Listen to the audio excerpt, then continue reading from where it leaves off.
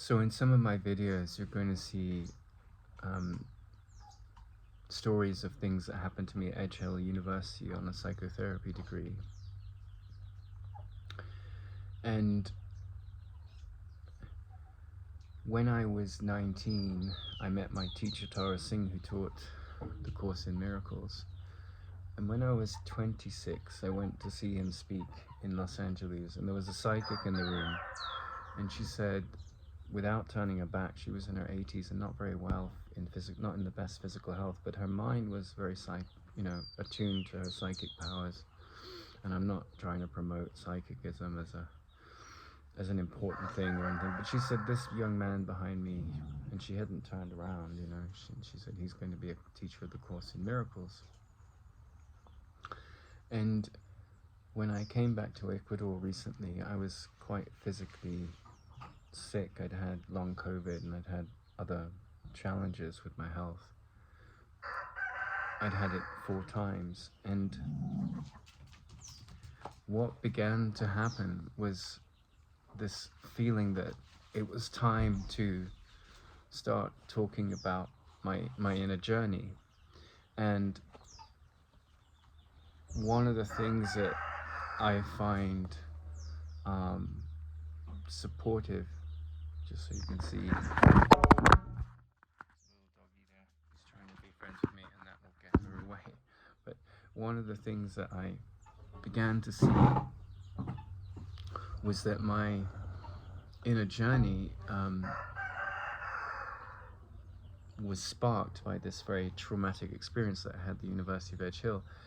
And why I felt drawn to start creating videos was because I realized that I had been crucified by the world, right? I'd been made out as being a misogynist, and I'd been made out as being racist, and I'd been made out as someone that wasn't fit to study by an establishment that was teaching psychotherapy. And it was an establishment that was supporting misandry, which is hatred of the masculine, and it was supporting this very sort of toxic feminism. And not only that, but misrepresenting what I stood for and trying to frame me as someone I wasn't, to support an argument that protected an academic that was very much embroiled in activism and sort of loathsome behavior in the name of a wounded psyche. And when one looks into what happened, like, I was just leaving a message for my mother because I have to pick up the pieces of the trail of where I've been and figure out my path forward. And handling an abuse like that, you have to basically go to the courts. You have to find a lawyer to prosecute your case, because the system is very well set up to protect itself. And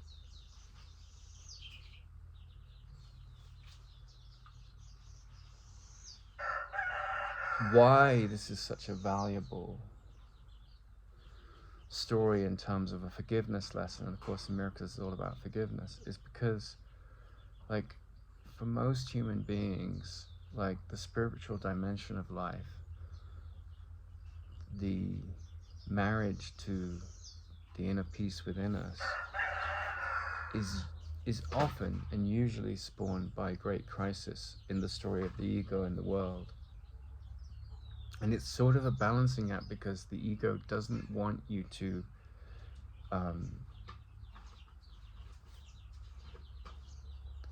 question its philosophy and its control system. It doesn't want you to do that. So it will give you suffering, and it will give you pain, and it will give you pleasure. And that's fine for the ego, as long as, and it's not like the ego has any real power. It's only got power because we grant it power in our mind. And the ego kind of says, more pain, your Lord, or more pleasure, your Lord. And it's like, we fall for these traps. And I'm not saying that you eschew pleasure in your life, you run away from yummy food or or enjoyable activity. But it is this decision making in our minds that has this decision to sort of begin to develop a relationship. And generally this relationship is akin to George MacDonald's wonderful fantasies book. It's a novel, it's an adult fantasy book, and it really is. It's like if you read a fairy tale, that's a child's fantasy. But Phantastes is a fantasy about, it's a very sort of shape-shifting, dream-like canvas of a book. And I think that the dwindling of the ego thought system in humans, generally speaking, there will be these epiphanies and these moments of revelation. And I've had those. But generally speaking, it's more like that story. So Anados means every man or all men. And that's in the ancient Greek, is the lead character of the story. And as he goes through the adventures of the outside world and his interaction with it in the story of his unfolding life, there's a shadow behind him. And in each trial that he handles, the shadow dwindles and dwindles and dwindles. And I was on that university degree. Now, what I witnessed on that degree was that to an extent, those psychotherapists had come to a maturity. Obviously, they practiced their craft. But what I saw behind the backdrop of that culture of a professional facade, a professional mask, was the ramshackles, the weight of a lot of unquestioned philosophy in the mind that kept the shadow of the ego towering over these people, because the philosophy that they were subscribing to was more attached to a thought system that was very clever, right? It was going from I'm a body in the world to I'm a body in the world with a PhD in psychotherapy, and I'm a very nice, lovely soul, but not handling the shadow, right? Which was like what I project onto others is a reflection of the projections in my thought system that I need to look at, and through my looking at the observer that projects those thought systems, discern what is keeping my grievances, my judgments, and my fear alive. And that discernment wasn't very alive on that course, because there was all this support for sort of this belief that there's this overarching patriarchy, that white men are the source of all the problems in the world, and that women are and have been abused throughout history. And there were all these narratives running in the groupthink mind that was running forward and saying, I'm a victim of this story and I'm a victim of that story. And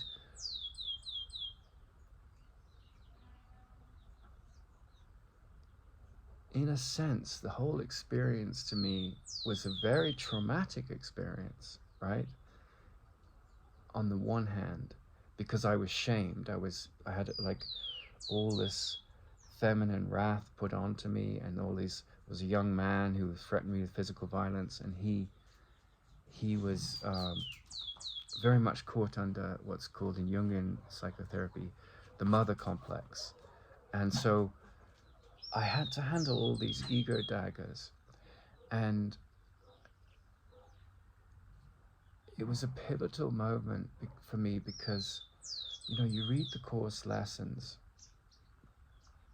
And it's especially poignant in a moment like the one I find myself in my life, because it's like in your mind, in the mind of the victimizer and in the mind of the victim mind, which is just two sides of the coin of the ego, there's this almost like this violinist who's sort of playing away this this very sad and poor me song.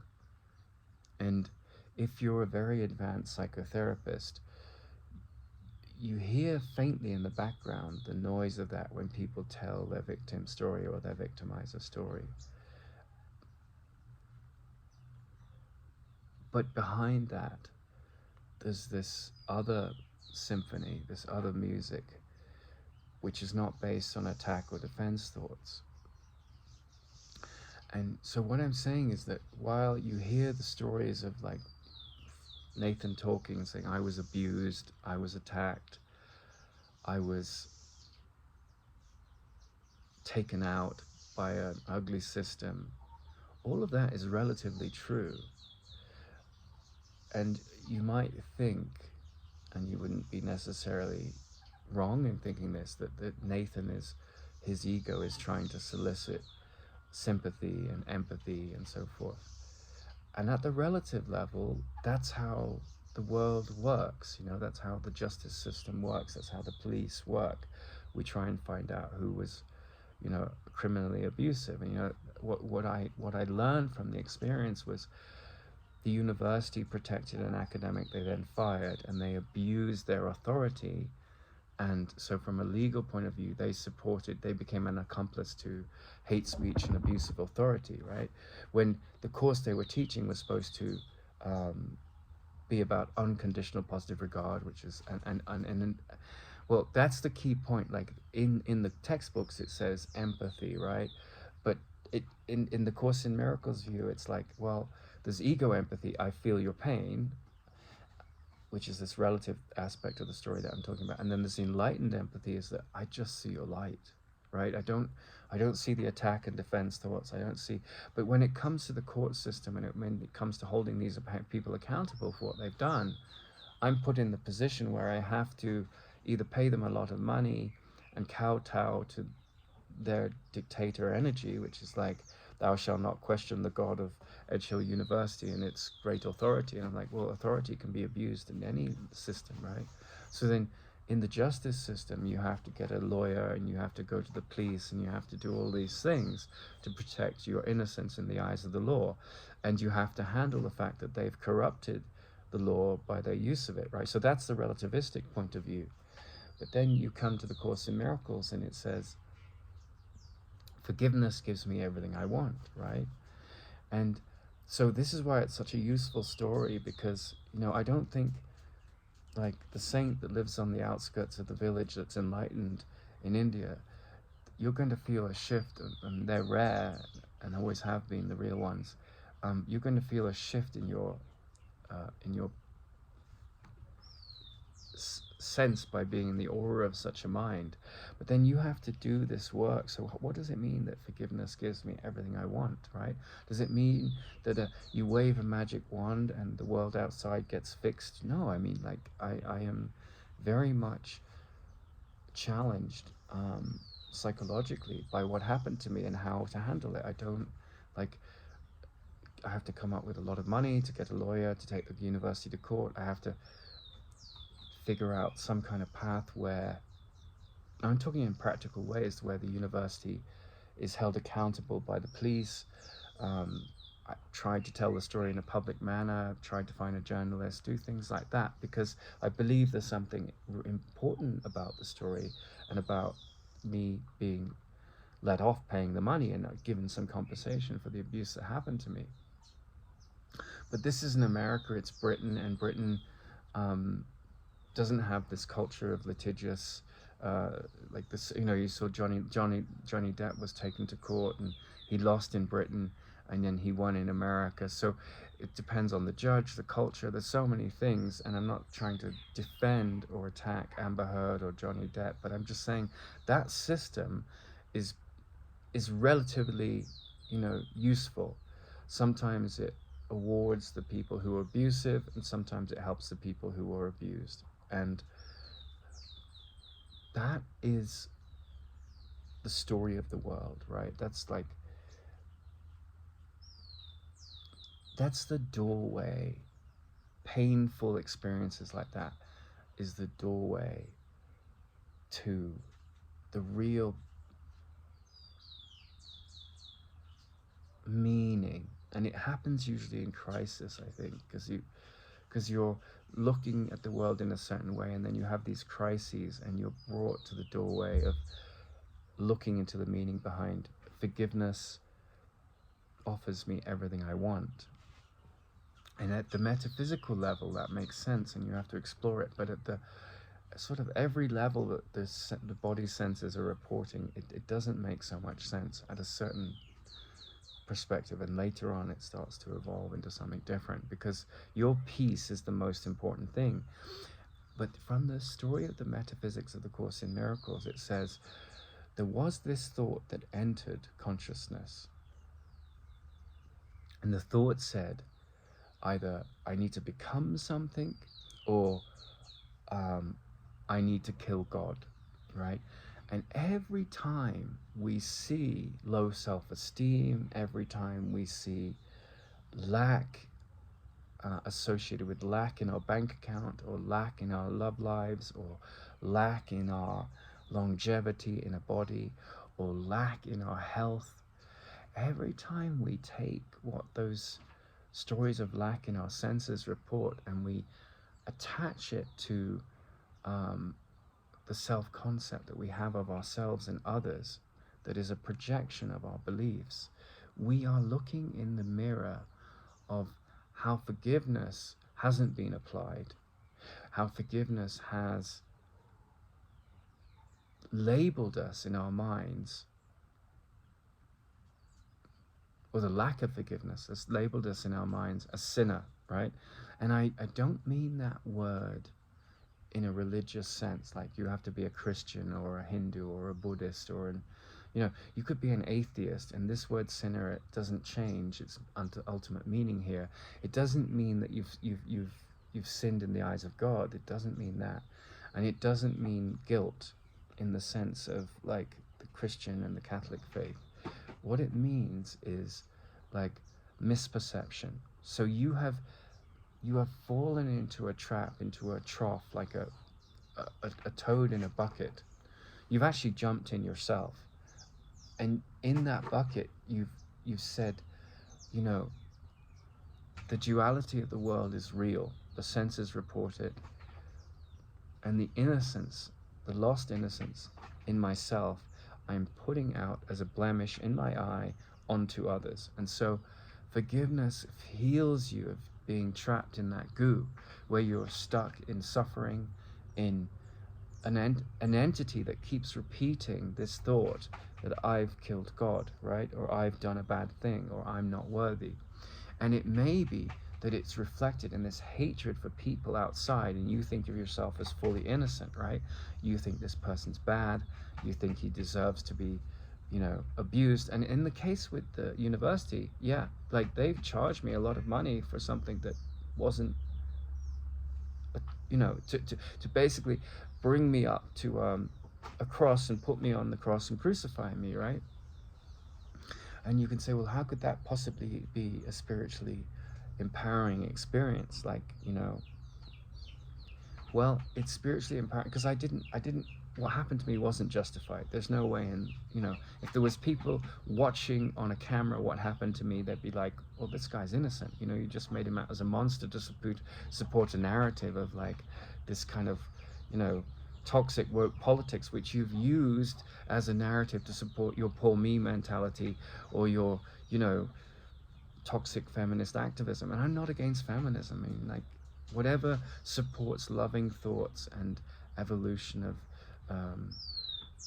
of human destiny is fine with me. But when we use feminism or chauvinism or whatever you want to call the opposite of feminism as a bludgeoning axe to attack others, we are falling for this trap of the ego, right? And like, this is one of the great challenges of the Course in Miracles, because it means that you're not taking sides. Now, I have to go to a judge to point out the hypocrisy of the university, right? So in the sense, I'm holding them accountable for their abuse of authority. But that doesn't mean I'm coming in and saying, I hate you, right? It doesn't mean I'm justifying my fear being pushed out and justifying my hatred for the world. And that's why the symbol of like this great knight of the Middle Ages who reaches this enlightened state and finds the Holy Grail and drinks from it, why the symbol of that is the neutral angels come down from heaven. And it's these neutral angels that represent, you know, in the Course in Miracles it says the body is a wholly neutral thing, which means the whole universe is a wholly neutral thing. You paint on that canvas either thoughts of forgiveness that bring you back to inner peace and liberate you. It doesn't mean you don't have to do practical things, take people to court, handle abuses of authority, handle misuse of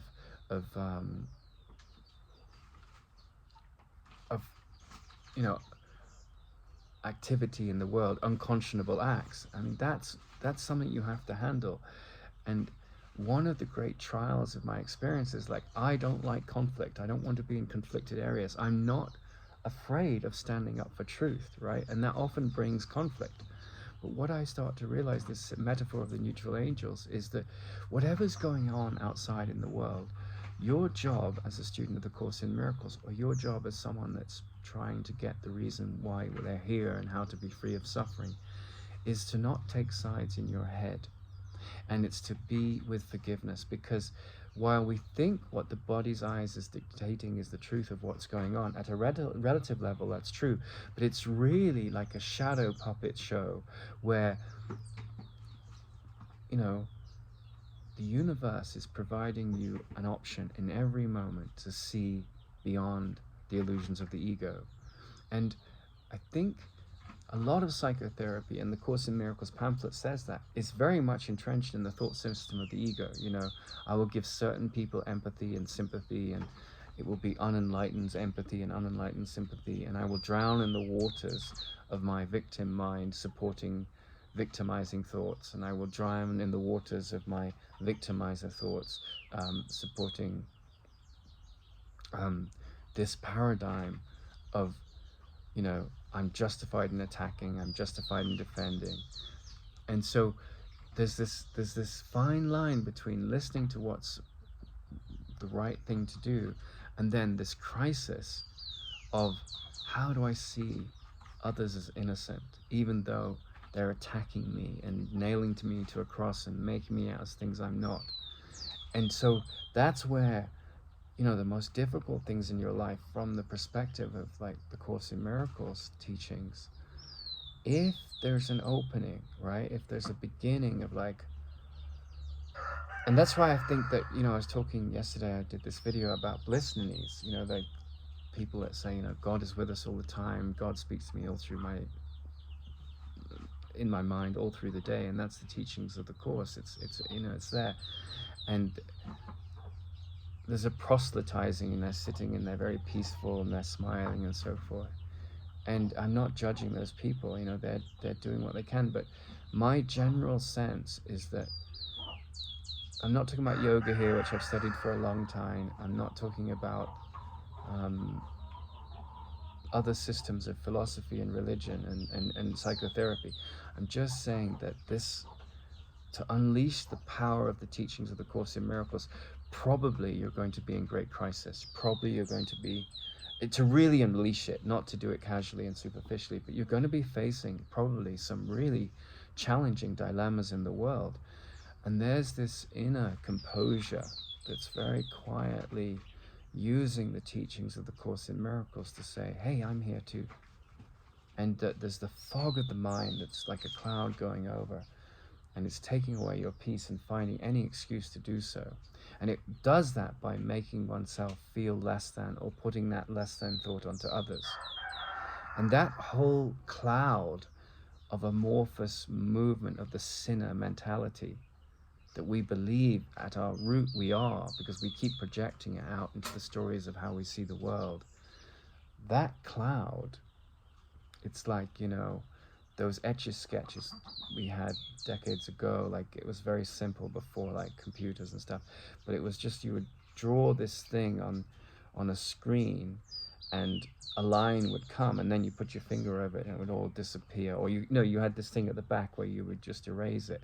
And that's kind of what forgiveness is in the Course. It's like you've trapped yourself in the goo of the world and the belief system of the world.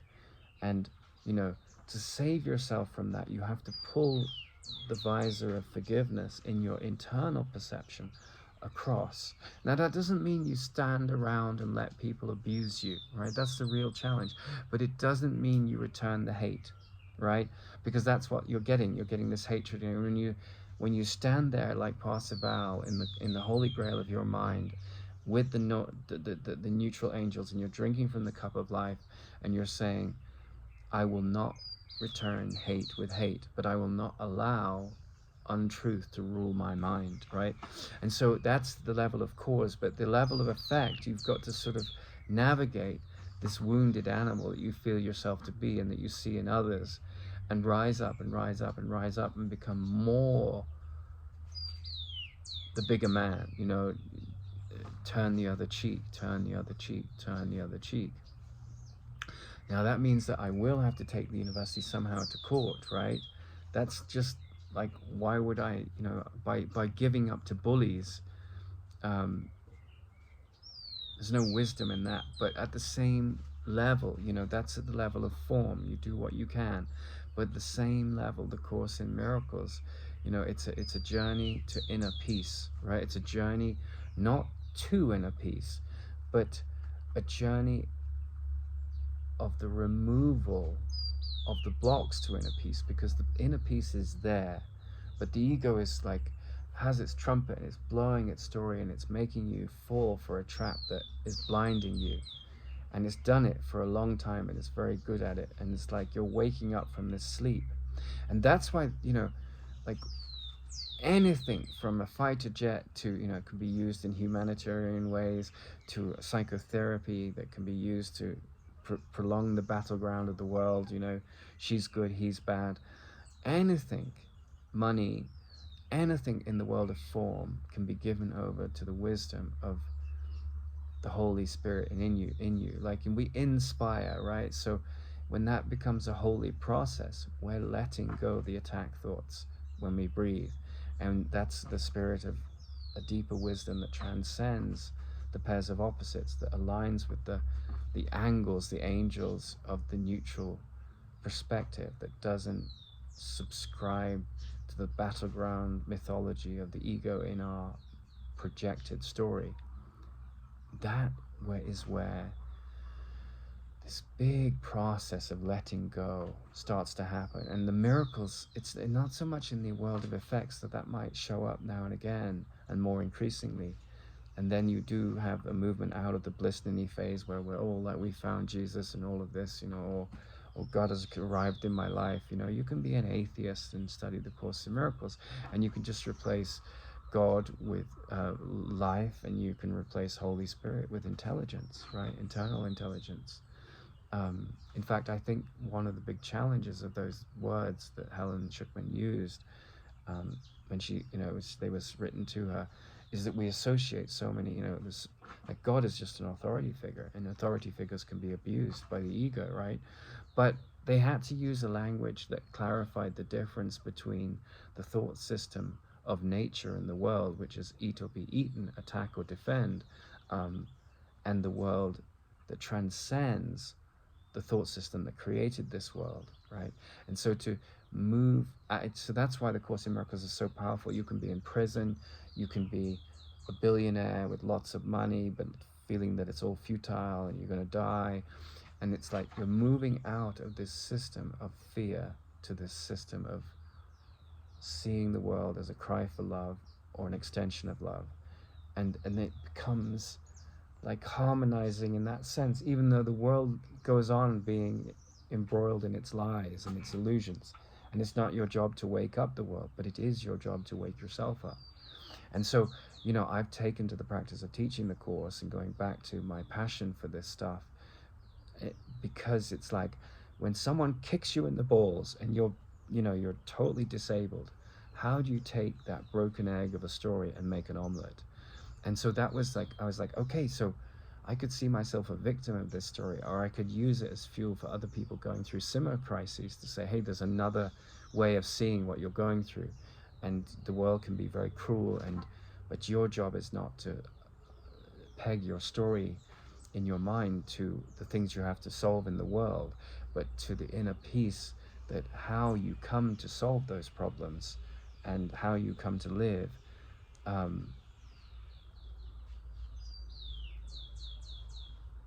is there provided as an option should you wish to give yourself to that dedicated focus.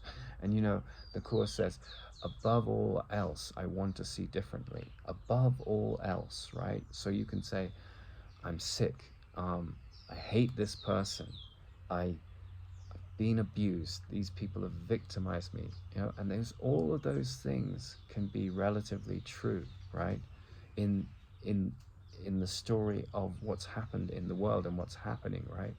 But at the level of above all else, I want to see differently. It's like the identity around the I am is being like Anados in the story of George MacDonald in Phantastes. That shadow nature, the shadow concept, is just a shadow. It has no validity and truth, is dwindling. So the crisis that you've been given is an opportunity for elevation. In Chinese, the word for crisis is the same as opportunity, and as elevation is coming. Not necessarily in the world of form, but in this deeper devotion that's resolving to be picked up as the mantle of how you see the world when you say, above all else, I want to see differently. So I often think that it is, it's not like you go to a church and you hear the sermon and someone says, or you go to the psychotherapy couch and someone says it's all going to be all right. I think probably, or Jesus loves you, all of that. And all of that stuff is sort of external noise, right? When you're dealing with hell in your mind. So that the real thing here is like the invitation to liberation happens not hearing the pulpit of people, I've seen the light, right? It really is internal. It's like, I'm in a place of hell and I've got a gun at my head. That's what the hell has brought me. I'm doing this to myself. That's the teaching of Job. Like, you've prayed at the altar of a god in your mind, whether it's the God of the Bible or some God of the Hindus or the God of like your atheist analysis of what's going on. They're all authority figures in your mind, and that's what's holding the gun to your head. And so what forgiveness does, primarily it's like, take this gun away. That's what forgiveness in the Course in Miracles is about. And it doesn't guarantee that your body will get better. It doesn't guarantee that you will get justice from the abuses that happen to you. That's all karma, but the Course in Miracles is not operating at the level of karma. It's operating at the level of the absolute, which transcends the fearful perception of the deluded shadow.